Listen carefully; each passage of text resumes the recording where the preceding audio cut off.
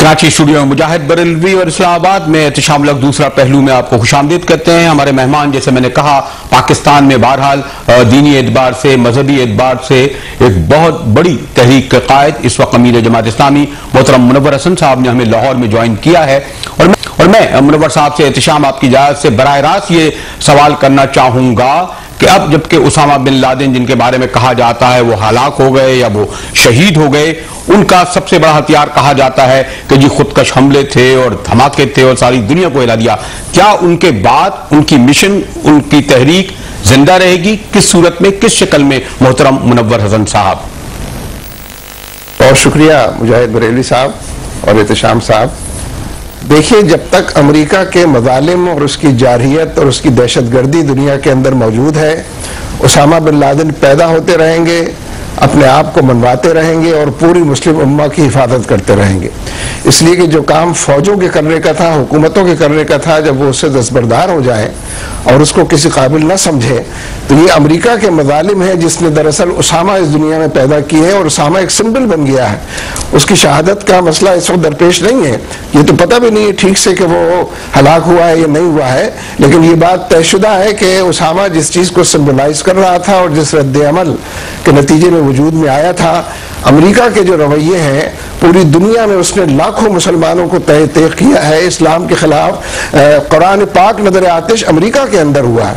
नबी सल्लल्लाहु अलैहि वसल्लम के तौहीन आमेज खाके और कार्टून जो हैं वो यूरोप के अंदर बने हैं। उन्होंने ऐलान जंग किया हुआ है, क्रूसेड उन्होंने डिक्लेयर किया हुआ है। इसलिए एक उसामा बिन लादेन के मरने से सैकड़ों उसामा बिन लादेन हर कतरे खून से उसके पैदा होंगे और ये जंग जो है बहुत लंबी जंग है। अफगानिस्तान में ये जंग अमेरिका हार चुका है और बहुत बड़े पैमाने पर राइटिंग ऑन द वॉल, दीवार पर लिखित तहरीर है कि अमेरिका और उसके हवारी जो 60% फौज लेकर दुनिया की वहां पहुंचे हुए हैं, वहां पर वो शिकस्त से और हजीमत से दो चार।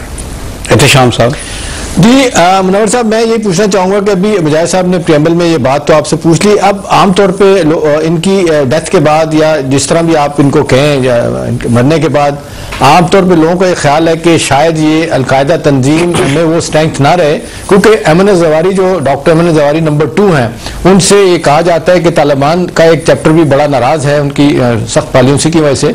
और दूसरा, पाकिस्तान में सैयद साहब उन्होंने जो किताब अरबी में लिखी है और उसका तर्जमा भी हुआ, जिसमें उन्होंने ओपनली कहा है कि पाकिस्तान एक कुफरिया रियासत है, इसको खत्म हो जाना चाहिए।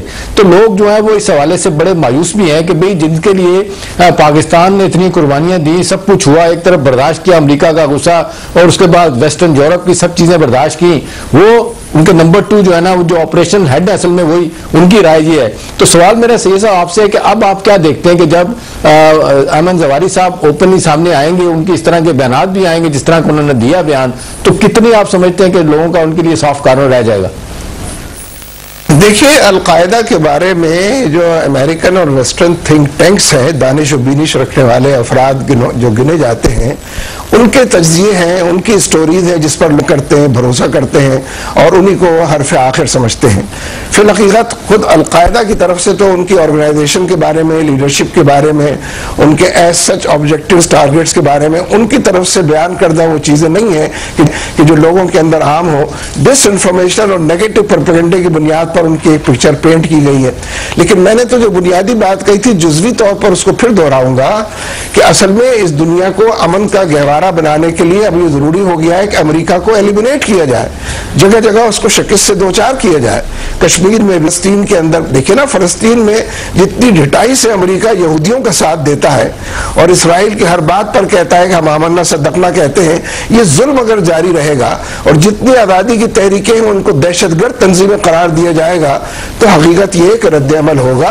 अलकायदा नहीं होगी तो और कुछ लोग होंगे और नए लोग सामने आ जाएंगे और हालात जो हैं वो लोगों को बनाते हैं, संवारते हैं, कटकाट में इजाफा कर दे और गूंगे लोगों को बोलना सिखा देते हैं। इसलिए जो हालात, लेकिन अमेरिकी पॉलिसियों से इख्तलाफ या उनके खिलाफ नफरत तो बजा है, मुसलमानों भी है, लेकिन पूरी आप देखने के 64 मुल्क हैं या 50-55 मुल्क हैं मुसलमान, वो तो कोई भी ऑन करने के लिए तैयार नहीं है। अभी आप देखने सऊदी अरब ने लाश लेने से इनकार कर दिया, ओरिजिनली यमन के हैं, वहां के लोगों ने भी कहा कि यहाँ ना भेजा जाए उन्हें।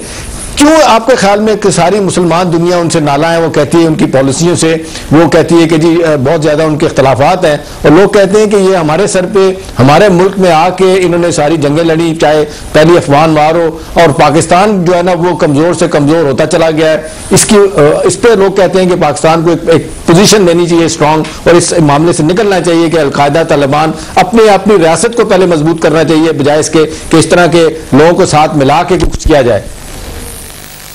ये जो मुस्लिम दुनिया के नाला होने की आपने इत्तला दी है ना, 32 साल से जो अमरीकी किले थे वो बिस्मार हो गए हैं। मिस्र के अंदर भी और तुनिस के अंदर भी और यमन के अंदर भी जितनी अमरीकी सल्तनतें थीं, मुस्लिम दुनिया का मतलब अगर मुस्लिम हुक्मरान हैं तो वो तो सब अमरीका के गुलाम हैं, चाहे वो बादशाह हो, शेख हो, जबर के हुक्मरान हो, जमहूरियत के नाम पर मुंतखब होने वाले हो, वो तो सारे के सारे सजदा रेज हैं अमरीका के सामने। उसको मुस्लिम दुनिया नहीं कहते। मुस्लिम दुनिया वो है कि जो करोड़ों लोग जान हथेली पर रखकर पहले जितने जिहाद हुए अफगानिस्तान में वो मुस्लिम दुनिया के हुक्मरानों ने नहीं किया था। कोई फौज जिसे आप कहते हैं बाकायदा फौज, बल्कि पाकिस्तान की फौज भी, उसने सही माना में रूस को शिकस्त नहीं दी थी, मुस्लिम अवाम ने शिकस्त दी थी। इसलिए मुस्लिम अवाम के क्रेडेंशियल बिल्कुल दूसरे हैं, उनकी तरजीहात बिल्कुल अलग हैं, उनके सोच का महवर और मंबा अलग है, उनकी फिल हकीकत राय के हवाले से जिंदगी और जिंदगी के तरीके अलग है। तो मैं ये समझता हूं कि ये कहना कि हमने ये किया था, ऐसा नहीं है कि हमने ये किया था। अमेरिका कभी अपनी फौज के बल पर, हथियारों के बल पर दुनिया में कहीं नहीं जीता है।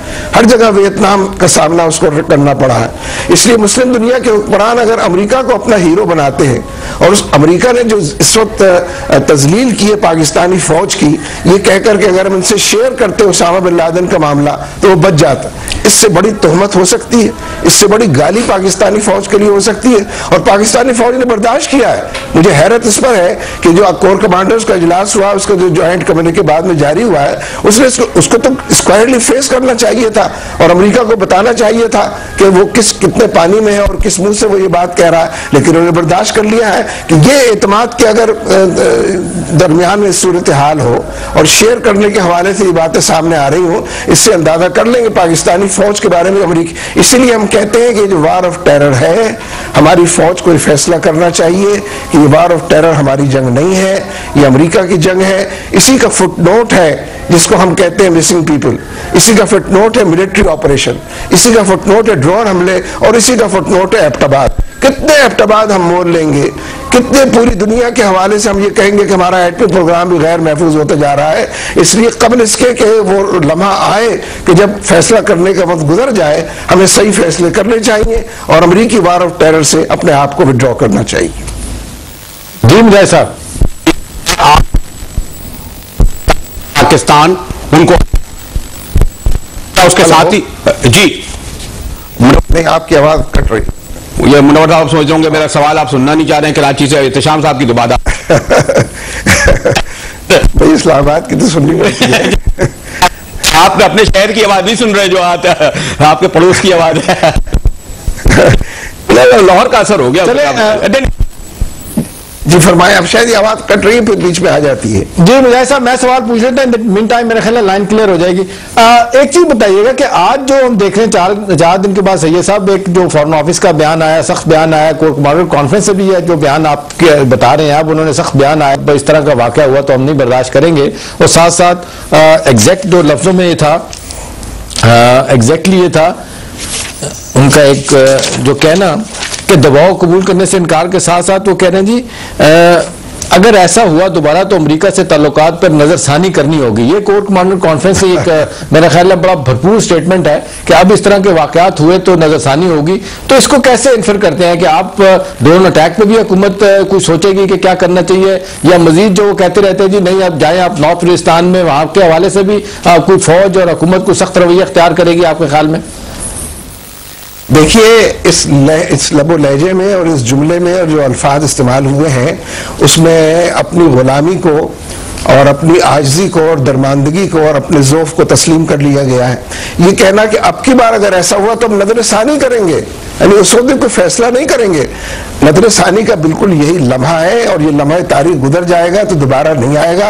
इसी वक्त ये फैसला करना चाहिए। मेरे नज़दीक तो फॉरेन ऑफिस का जो पूरा स्टेटमेंट है वो उधरे गुना बदतरस गुना की तारीफ में भी नहीं आता है। उस उससे भी गैर गुजरा स्टेटमेंट है। उन्होंने यही नहीं बताया कि 4 दिन से वो कहां सोए हुए थे, किस गफलत में पड़े हुए थे। पहले लम्हे के अंदर जब ये इत्तला आई थी उसके एक्सप्लेनेशन के लिए क्यों नहीं कौम के सामने आया। फॉरेन ऑफिस बड़े आराम से 3 दिन के बाद आता है और मनमानी कार्रवाई करके लोगों को बताता है। ये डूब पड़ने का मकाम है फॉरेन ऑफिस के लिए भी और कोर कमांडर्स की कॉन्फ्रेंस के लिए। मुनव्वर साहब, जो मैं सवाल मेरे ख्याल में मुनक़ता हो गया और शायद आप भी जरा इस्लामाबाद की ज्यादा सुनना चाह रहे हैं, लेकिन बुनियादी सवाल ये है मुनव्वर साहब, क्या एक पहला सवाल ये, क्या आप अलकायदा और तहरीक तालिबान पाकिस्तान यानी जो यहाँ करते रही है उसे अलग समझते हैं? और दूसरे, आप मुझसे ज्यादा जानते हैं और सारी दुनिया जानती है, खुद तहरीक तालिबान पाकिस्तान के रहनुमा बल्कि माजरत ख्वाहाना नजर आता है, इसकी तरफ तवज्जो क्यों नहीं आती? और इसीलिए लोग आप कैसे कहते हैं कि वो सिंबल जिंदा रहेगा जिसका नाम ही उसके हवाले, दहशत के हवाले से आता है? देखिए, एक तो बात यह है कि जरा बात इंसाफ की करनी चाहिए और जो रिकॉर्ड मौजूद है उसको रेफर करके करनी चाहिए। बुनियादी तौर पर यह बात तस्लीम शुदा है कि जितने खोपड़ियों के मीनार अमेरिका ने बनाए हैं और जितने पूरी दुनिया के अंदर हंगामे और हुकूमतों का तब्दील करना और रेवोल्यूशन लेकर अमेरिका आया है और इलेक्टेड लोगों को उसने बरतरफ कराया है, उसकी मिसाल दुनिया में कहीं नहीं है। एक रियासत जब एक काम पर उतर आए तो इंडिविजुअल लेवल पर या उसके दायरे के अंदर वो कलेक्टिव लेवल भी हो, कोई मुकाबला दोनों का नहीं हो सकता। और तहरीक तालिबान ने मैं अर्ज करता हूं ना, मुझे आप पूरी बात पूरी करने दें तो मैं शायद अर्ज कर दूं। इसलिए मेरे नजदीक जो मुख्तदर लोग होते हैं, जो रियासत होती है जैसा कि अमेरिका है और जितने बड़े पैमाने पर वो फैसले करते हैं और उसके नतीजे में लाखों, देखिए ना 20वीं सदी का सबसे बड़ा झूठ जॉर्ज बुश ने बोला कि इराक